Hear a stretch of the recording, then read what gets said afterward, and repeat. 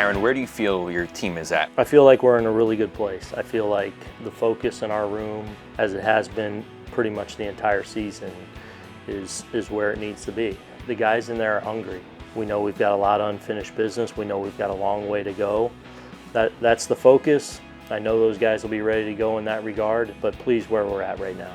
With where we're at in the season aligned with Luis Severino's recovery timeline, is there time for him to fully build up as a starter, or do you foresee a potential scenario in which he's coming out of the bullpen? Both. I mean, I could see everything. I think there certainly is time for him to come all the way back, but that's something we'll just kind of continue to monitor. And he's in the very early stages of his throwing program, and hopefully if everything goes well, he's on a mound in a couple weeks and starting to build from there. And we'll just continue to evaluate where we are, what our needs are, what's best for him, what's best for us, and go for it. But I know he's excited about how he's feeling and getting back and being a contributor again.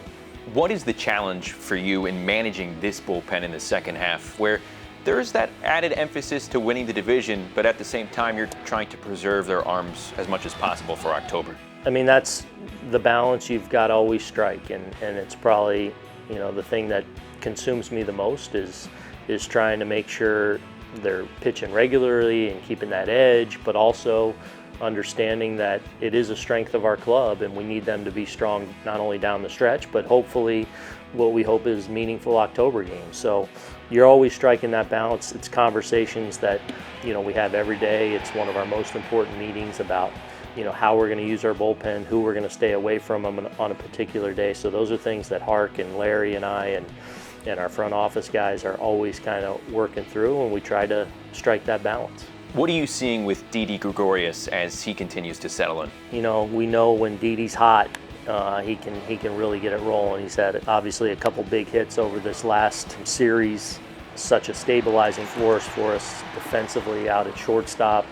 But I feel like now he's getting into the season, obviously after having started on the IL. So he's an important player for us, and feel like he's starting to get into the rhythm of the season. Now, there's a pretty intriguing prospect in Deivi Garcia now knocking on the door at AAA. What should fans know about him? He's really talented. Not a big guy, obviously. I think he's about 5'9", but it's really good makeup. This is a guy that people rave about, the way he goes about his business and the way he prepares and his presence on the mound. And then it's really good pitch mix. It's a fastball, low mid-90s typically throughout the game. The ability to spin it really well, the feel for the changeup. So this is a pretty polished guy, as well as being very talented, and just excited about the year that he's had to continue to establish himself as one of the kind of elite prospects in the game. We're about to enter a point in the calendar that's often labeled as the dog days. What excites you about this time of the season? I think just coming in every day with this group, we have a really good team.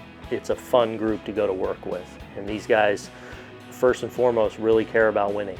And you can feel that and you can sense that, and you can't fake that.